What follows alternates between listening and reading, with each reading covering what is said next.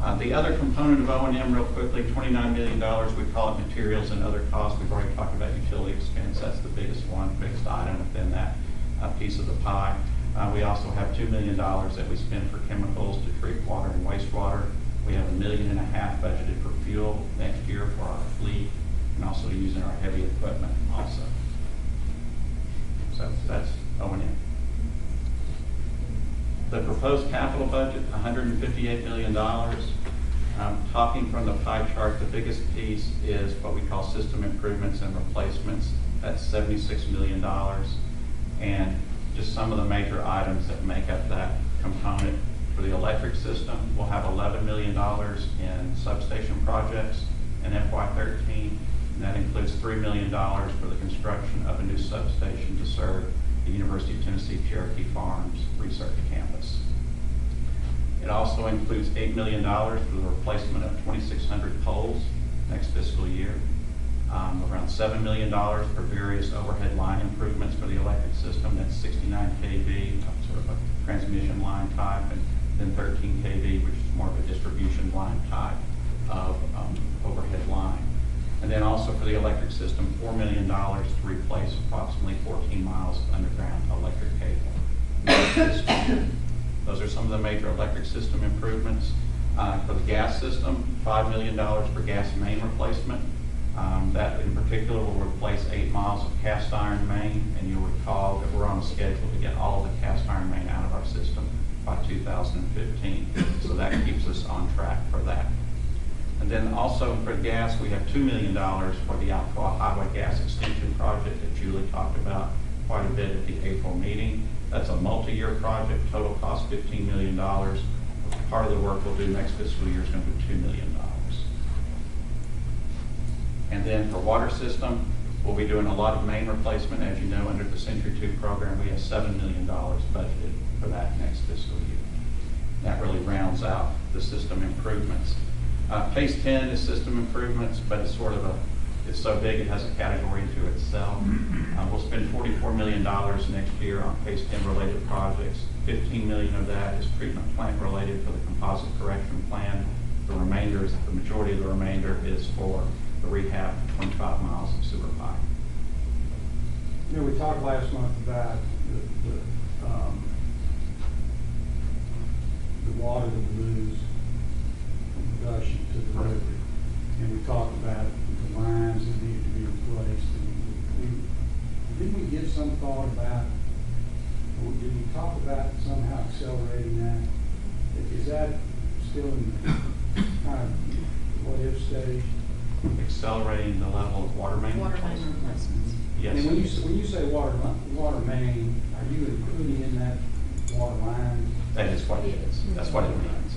I'm sorry. Water main, the lines in the streets. Yes, that's what that not is. Valves or you're talking about the whole. There is some work on valves. That's mostly in the maintenance and the O&M budget for valve maintenance, and then small replacement parts. But this is the lines in the street that we'll be replacing that need to be replaced. And the increased replacement is attendant to the Century 2 program you approved last year.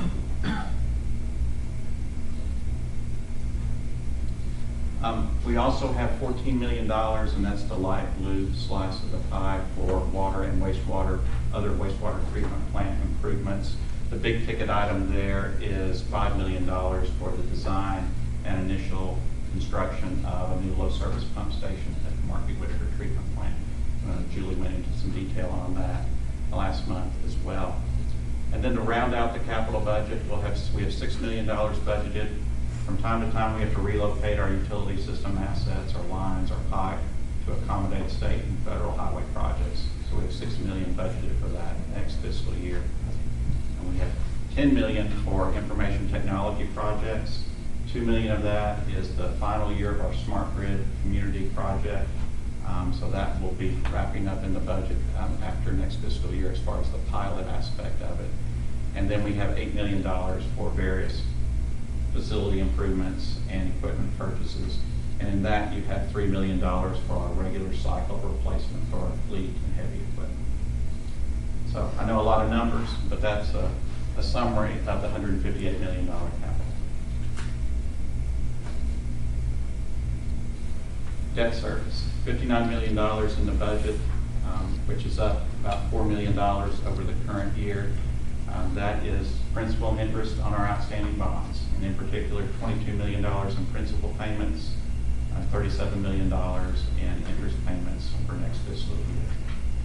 The other $59 million, $56 million of that is for existing bonds, principal and interest on existing bonds. We have $742 million in total bonds outstanding right now.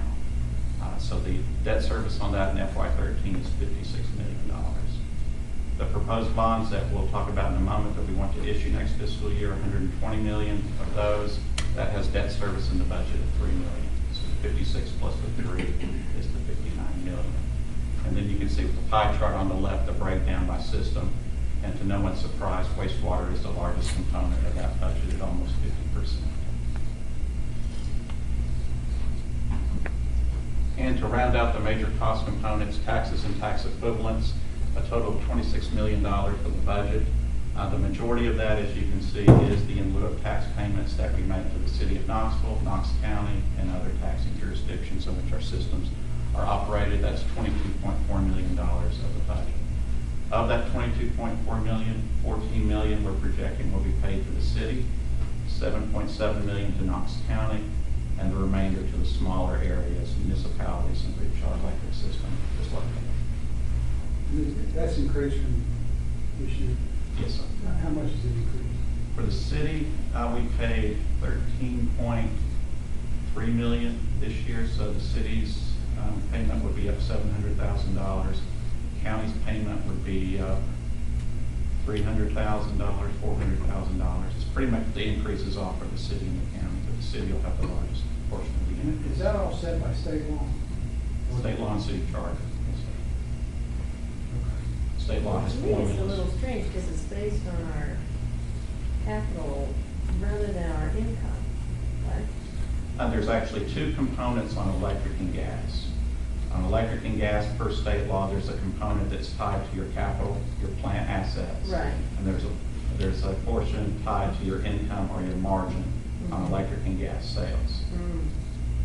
And on the margin component, you take 4% of a 3-year average, and then you allocate it out, basically the same way that you do the plant assets. And then plant is just where it's located, basically. When you went through that, you said the plant value just nearly automatically increases each year.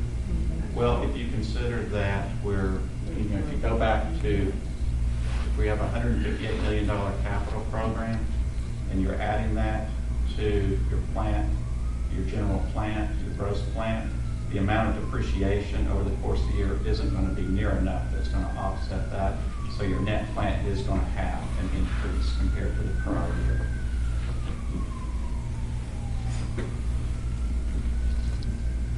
Okay. Now I want to talk just briefly about how the budget will be funded.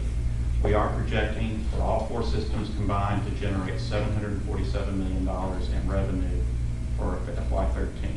And that's on the left-hand side of the slide. And you can see how that $747 million will be used. And it will fund all the wholesale energy, the O&M, the debt service, and the taxes and equivalents, and a portion of the capital program. About $28 million of the revenue will be left in divisions' general funds, several of the divisions. And then $7 million will be put in excess cash reserves. And we talked about going back and starting the rainy day reserves for several of the systems. We talked about that last month. And then wastewater has a required component of that for our agreement with the rating agencies. But of all these pieces, that's $712 million right there. So 712 of the 747 funds the budget. The remainder comes from funding the capital program. We have $123 million in bond proceeds that will fund next year's capital program. That includes $11 million left from the water bonds we sold during the current fiscal year this past November, plus a portion of the $120 million that we'll issue in fiscal year 13. And that's rounded out with $5 million in general fund cash. So if you break it down, the $840 million budget, basically, $712 million will come from revenue, $123 million from debt, and $5 million in existing cash and